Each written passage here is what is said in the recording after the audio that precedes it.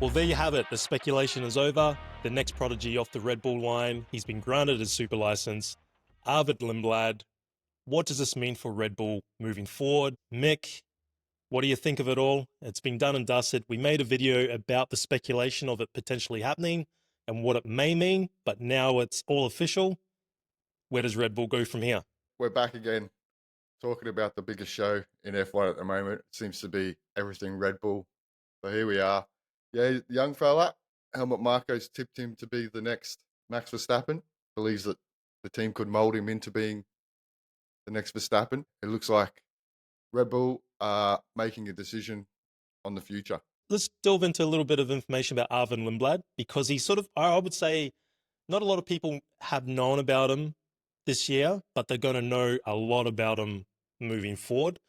So he's already in his short career from 2015 to 2022, multiple championships in karting.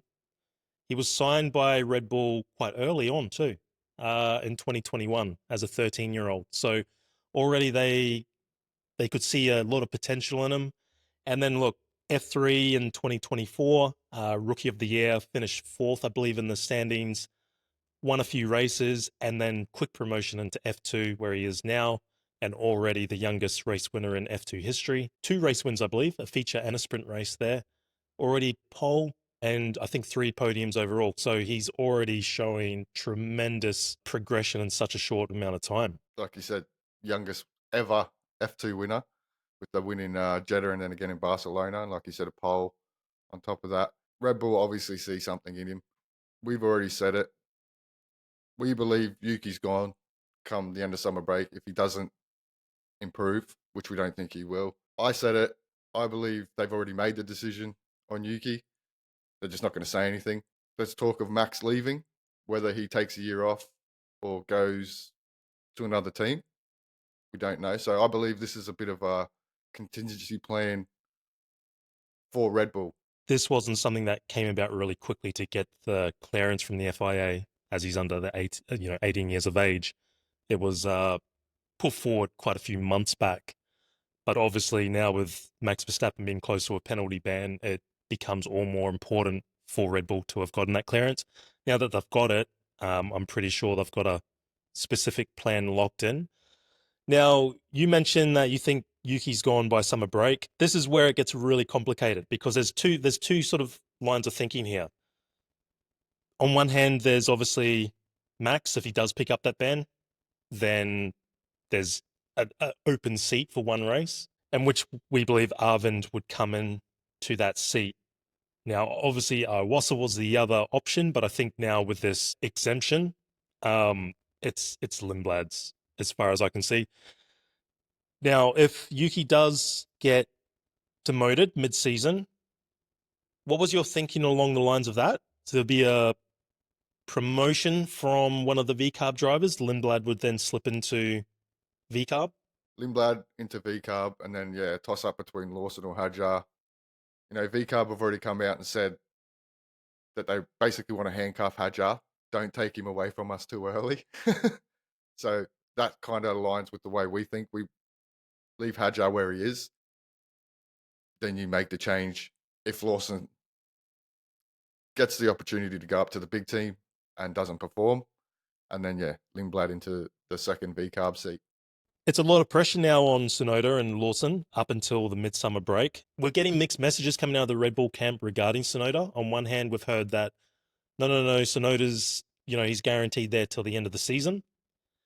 But now that was sort of said before Lindblad got the clearance from the FIA.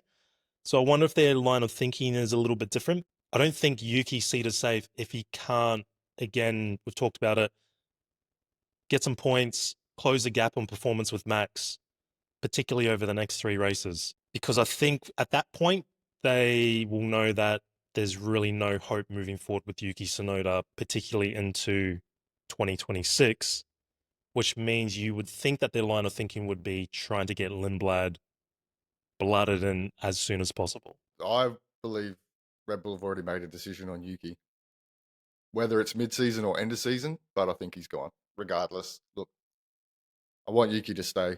I like the guy. he should be in Formula One. But I think he's already got one foot out the door. If Yuki is there until the end of the year and that news is true, what Helmut Marko said about that, we're going to see Lindblad in some practice sessions, I think, at some point, probably over a few. I think they're going to blood him in pretty quickly because I think they're really definitely looking at him as a 2026 option. Lawson, yep, there's a little bit of pressure on him because between him and Hadjar, when you're Red Bull and you're looking at them and you're evaluating them, Hadjar's ahead on performance. He's been the most consistent. He's getting the points. He's getting the performance out of that car. Overall, I think Yuki's the one definitely under the most pressure. It's going to be interesting to see how they try and mold Lindblad. Because, I mean, they might go completely left field here. And, we're thinking promoting one of the V-Carb guys into Red Bull. Even if Max gets that ban, they might just throw Lindblad straight into that hot seat. If you look at, say, Antonelli, Mercedes basically jammed him straight into, he's replaced Lewis Hamilton as their driver. We're seeing a grid that's becoming increasingly younger and younger over time. We've seen Max Verstappen, how much of a talent he was. We're seeing Antonelli now. We're looking at the likes of Behrman and some of the other guys that are coming into Formula One, their first race under the age of 20. I don't think it's such a massive deal now. These guys are essentially managed from such a young age now and molded into what these teams want, whether it's, obviously driver progression, media duties, all these type of things. So I wouldn't be surprised to see Lindblad in the top seat. Yeah, look, I think if Max gets a ban, the season's over, and you get rid of Yuki. And like you said, you either put Lindblad, Lawson, or Hadjar into the seat for the rest of the season. Even if Max doesn't get the ban, Yuki doesn't perform in the next 3 races, championship's over. It's exactly the same thing. Yuki out and put one of those 3 drivers in. You could put Lawson in and go, right, you've got to the end of the season. Show us what you got. This is your second chance. Doesn't work out, you go back to V-Carb. Put Hadjar in, go, right, man, on performance, you've earned the right to be in this seat. Let's see what you can do. No pressure for the rest of the season. Get yourself ready to jump straight into 2026. Put Lindblad in that car. Or even in V-Carb, same thing. No pressure. Yeah. Get yourself sorted. You're it. But yeah, let us know what you think. Is Arvid the next big thing for Red Bull? Should he be promoted to the big team? Do one of the V-Carb boys deserve to be in the big team? Make sure you hit the like and subscribe. It really does help us out, and we'd love to have you guys come on this journey with us. Yeah, until then, we'll catch you in the next one. See ya.